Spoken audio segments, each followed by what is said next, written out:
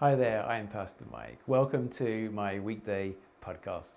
People often struggle with identity, who they are. What we want to understand is what our identity as a disciple of Jesus is. In our last discussion, we looked at how people often find their identity in how they look and what they wear and what they do as a profession. The next question is this: is your identity in the good things that you have done in your life, or is your identity defined by the bad things you've done or had done to you? Now, if you have that notepad or notes app, I'm going to ask you 3 questions. So please write down either yes or no if they apply to you. Are you ready?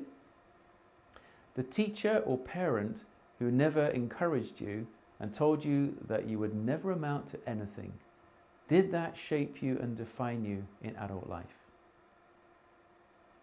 That parent who had high expectations of you, and when you failed to achieve what they had hoped, did that sense of failure run like an undercurrent in your life, in everything you did thereafter?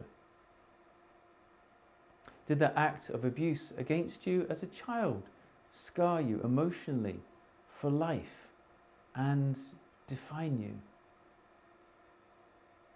If you answered yes to any of these, then it is really important that you continue with these daily podcasts, because I believe that when we uncover the truth of where our true identity lies as disciples, we can be healed and set free of these wounds and acts that have damaged us and prevented us from walking in freedom with Christ. Back to the dinner table.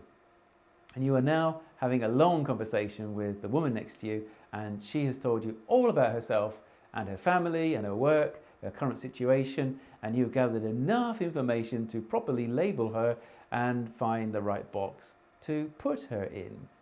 You feel happier and safe that there are no unknowns, and you have made up your mind whether you actually like her or dislike her, or whether it actually matters whether you like her or not.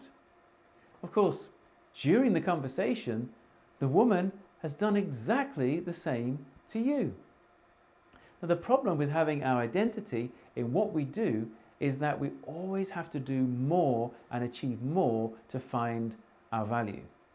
The problem with having our identity in what we wear and what car we drive and where we live is that we are constantly comparing ourselves with other people and putting ourselves in debt in order to always have the latest fashion or latest technology.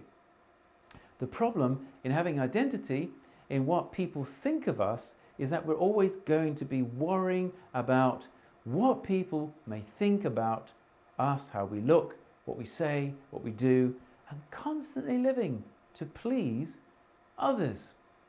Now, often this is impossible, and so we end up thinking less of ourselves, and our self-worth and self-esteem will be constantly undermined or undermining everything we do. So as a disciple of Jesus, where do we stand in society that is image-driven and identity-focused? Well, in Galatians 1:10, Paul asks this: am I now trying to win the approval of human beings or of God? Or am I trying to please people? If I were still trying to please people, I would not be a servant of Christ. So returning to your notepad or notes app, try to answer this question honestly. Do you think that you're always trying to please people? Now, one way of knowing if this is the case is checking your social media posts. Are they always worded in order to get sympathy or affirmation of your value? If the answer is yes, how about adjusting what you say and do to please God first and focus not on your perceived deficiencies but on His glory and His goodness?